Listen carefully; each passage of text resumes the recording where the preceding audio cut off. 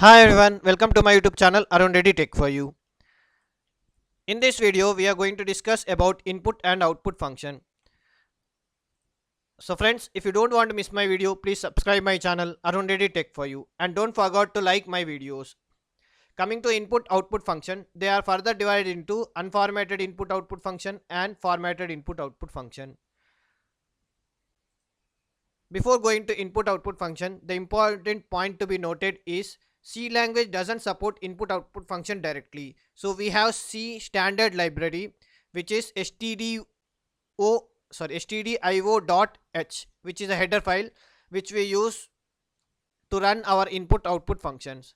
So you can see a header file as include stdio.h is must. That's why you see in every program there is a header file as include stdio.h. So without this header file we cannot run our input output functions. So let's start our output function with unformatted input output functions. In unformatted input output function we have get char put char, which are character functions, gets and puts, which are string input output functions. So let's start.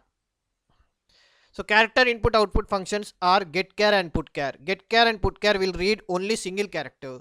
So they are used only to read a single character. Get char will help us to read a character and put char will help us to write a character.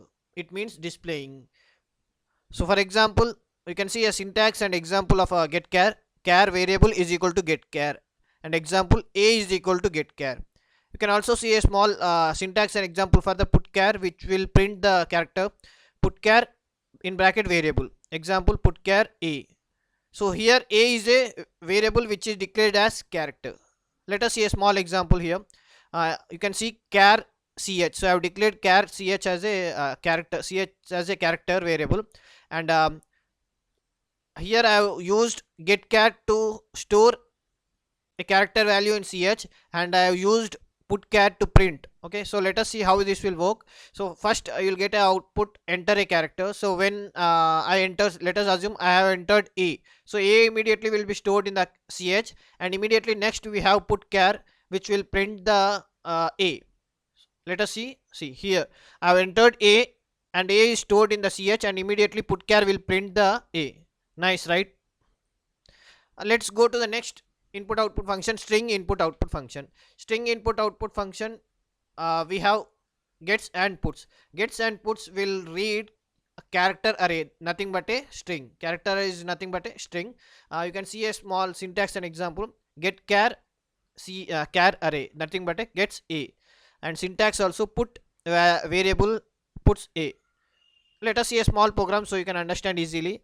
The same example I have taken. Now I have replaced char in place of char. I have used string, nothing. That means instead of get char I have written gets, and you can see gets str and puts str. Str is a character array which I have declared above. Now you can see enter a string. Immediately cursor is waiting. Now I will, if I enter my name Arun Reddy, so immediately I will get the output put char Arun Reddy. Nice. You can see I have entered Arun Reddy. Immediately I got the output. So this is how gets and puts will help us to read the string. Now coming to the next formatted input output function. So in unformatted input output function we have seen character input output function, get char put char, string input output function, gets and puts. But in formatted input output function we have scanf and printf. Scanf and printf will help us in printing all kind of data types. So in formatted function we have scanf and printf. So let's see here. Scanf means scanning formatted, and printf means printing formatted. Okay, so scanf, what it will do, it will read the data into the variables. Okay, so we can use scanf for all kind of data types.